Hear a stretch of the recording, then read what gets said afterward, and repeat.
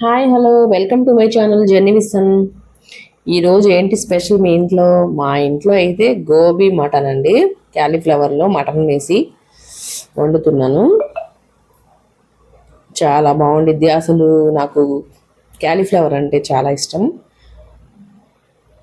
దానికి కావాల్సిన పదార్థాలు చూడండి. ఇది మసాలా అండి, అంటే నేను ఎప్పుడూ వాడుతూ ఉంటాను కదా, ఆ మసాలా అన్నమాట. ప్రిపేర్ చేసి ఉంచుకున్నాను ఫస్టే. ఇది మటను, చాలా తక్కువ క్వాంటిటీ అండి మటను. ఇంకా మా పాప అయితే మటన్ క్లీన్ చేస్తుంది. ఒకసారి కడగవే అంటే ఒక 60 సార్లు కడిగిందండి ఇప్పటికీ. నీళ్లు ఎర్రగానే ఉన్నాయి, 60 సార్లు అంటావేంటి అనుకుంటున్నారేమో. ఇది నేను స్టార్టింగ్లో తీసానండి. ఒక తర్వాత ఇంకా నేను వచ్చేసాను, తర్వాత కడుగుతూనే ఉంది ఎన్నోసార్లు. ఇంకా వీడు చూడండి, జస్ట్ వాడి ముందు ఏమన్నా వేస్తే మాత్రం అన్నీ కదిలిస్తూనే ఉంటాడు. పానకంలో పొడక వీడు. నాకు ఇంకా కర్రీ ప్రిపేర్ చేసేద్దాం, ఓకేనా?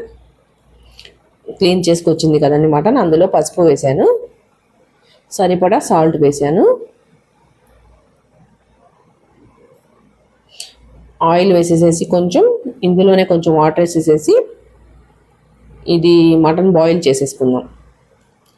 ఎందుకంటే క్యాలీఫ్లవర్ త్వరగా ఉడికిపోయిద్ది కదా, ఇంకా మటన్తో పాటు ఉడికితే అసలు ఇంకా అది సంకట అయిపోయిద్ది అన్నమాట. అందుకని సపరేట్గా ఉడికించేసాను.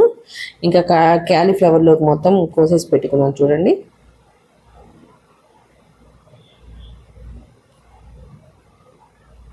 ఇప్పుడు స్టార్ట్ చేద్దాం కర్రీ.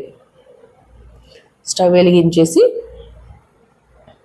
ఒక గిన్నెలో ఆయిల్ వేసేసుకున్నాను.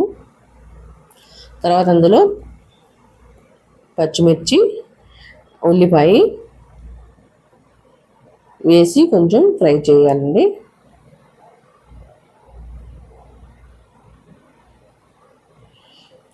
అందులో కొంచెం ఒక 2 రెమ్మలు పుదీనా, ఒక రెమ్మ కరివేపాకు, జస్ట్ స్మెల్ కోసం లైట్గా వేసాను. ఇందులోనే టమాటోలు కూడా వేసేసేసి మగ్గనిచ్చేద్దాం. మరీ ఫ్రై అయ్యే అవసరం లేదు, మగ్గనిస్తే చాలు, కర్రీలోకే కదా.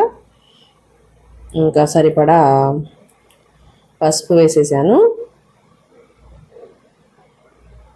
సాల్ట్ కూడా వేసేసామండి టేస్ట్కి తగ్గట్టు.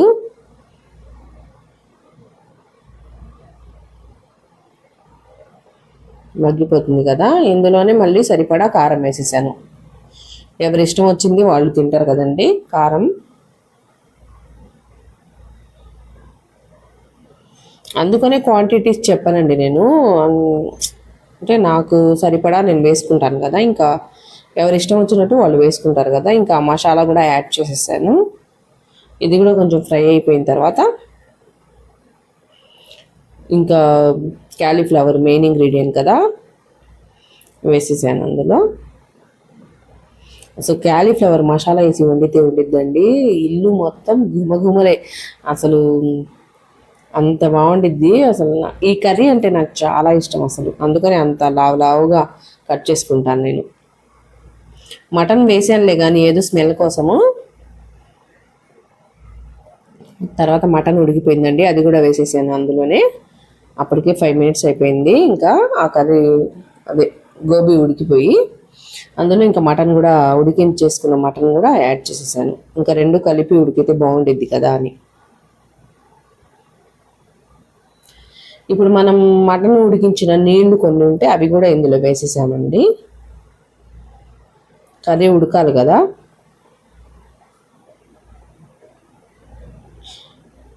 ఇంకా సరిపడా కొంచెం వాటర్ వేసేసుకొని ఒక 10 మినిట్స్ ఇంకా అంతే వదిలేయాలండి.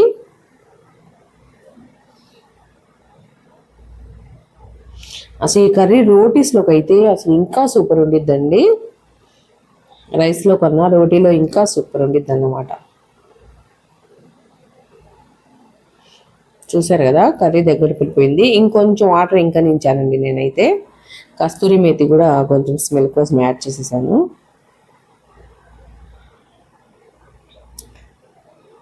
దగ్గర పడిపోయింది కదా, కొత్తిమీర కూడా వేసేసాను.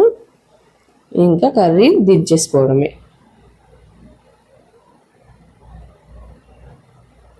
మీరు కూడా ఒకసారి ట్రై చేయండి. జెన్నీ విత్ సన్ ఛానల్కి సబ్స్క్రైబ్ చేసుకోండి ఫ్రెండ్స్, ఎవరైనా కొత్తగా చూస్తున్నట్టయితే మా ఛానల్. ఇంతవరకు వీడియో చూసినందుకు చాలా చాలా ధన్యవాదాలండి.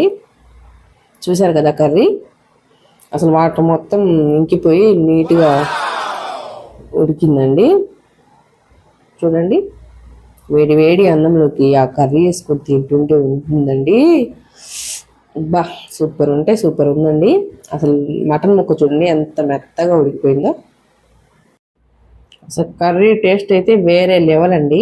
రండి మీరు కూడా తినేద్దాము. ఓకే అండి, మరో వీడియోతో మళ్ళీ కలుస్తాను. అంతవరకు సెలవు.